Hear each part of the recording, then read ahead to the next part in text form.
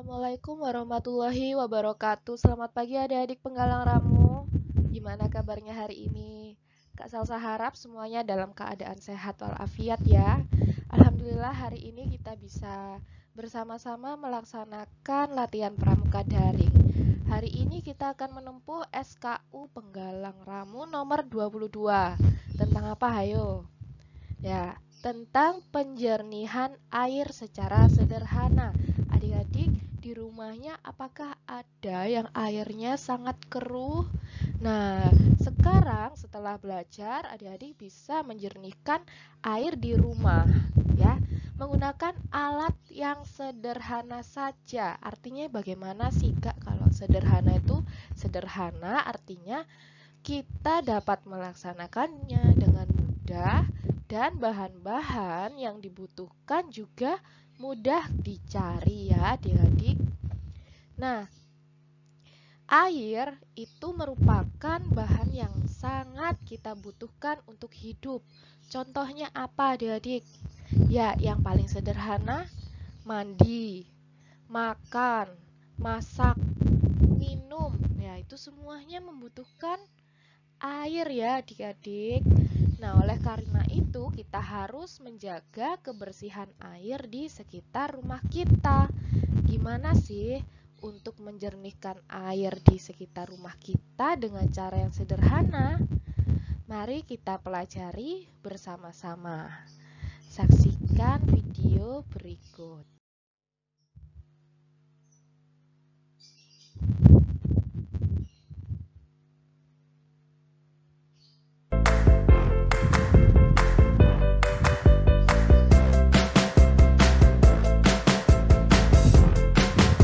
Assalamualaikum, jumpa lagi. Kali ini saya akan menjelaskan proses penjernihan air secara sederhana. Dalam kehidupan sehari-hari, air kotor dapat kita jernihkan dengan bahan-bahan yang biasa ada di sekitar kita, seperti kaporit, ampas tahu maupun biji kelor. Akan tetapi, bahan-bahan ini mungkin hanya sekali pakai, sehingga jika ingin menjernihkan air secara terus-menerus, tentu akan merepotkan. Oleh karena itu, kita harus merancang suatu alat penjernih air yang mudah dan dapat digunakan dalam waktu yang lama.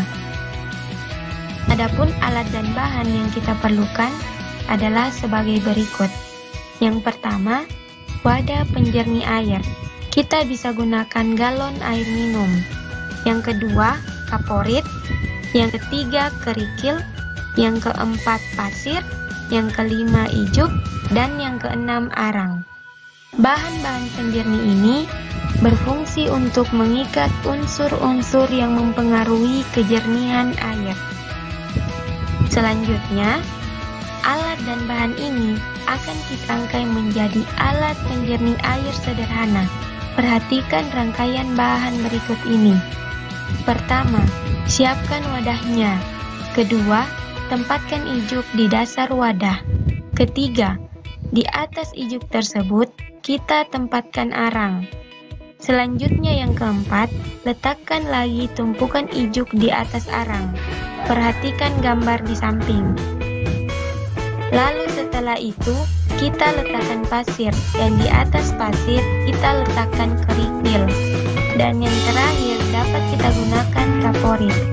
Selain metode ini, ada pula metode yang lebih sederhana, yaitu dengan mengganti ijuk dengan tanah dan mengganti kaporit dengan batu.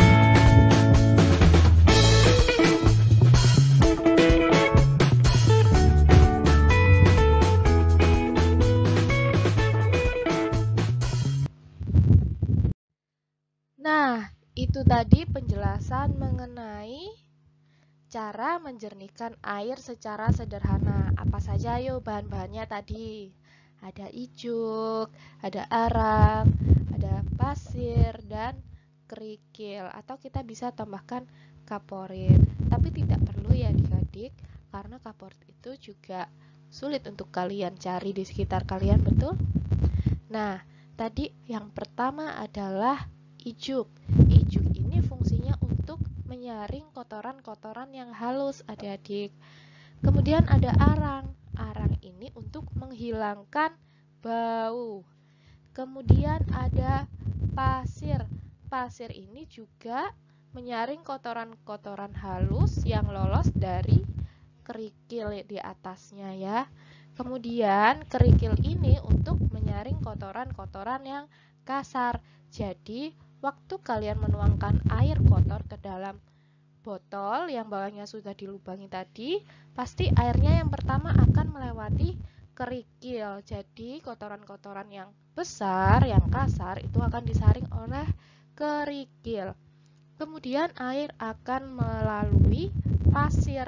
Ya, pasir ini untuk menyaring kotoran-kotoran yang lebih halus yang lolos dari kerikil tadi.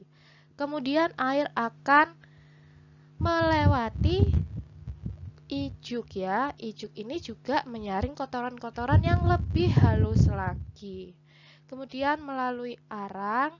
Nah, arang ini tadi untuk menghilangkan bau. Kemudian melewati ijuk lagi. Nah, ijuk yang kedua ini untuk menyaring kotoran yang paling halus ya. Jadi elemen-elemen dari arang yang terbawa air itu akan disaring oleh ijuk yang lapisan terakhir. Begitu ya, adik-adik. Nah, di sini ada lembar kerja yang harus kalian selesaikan. Ya, di situ ada 4 soal.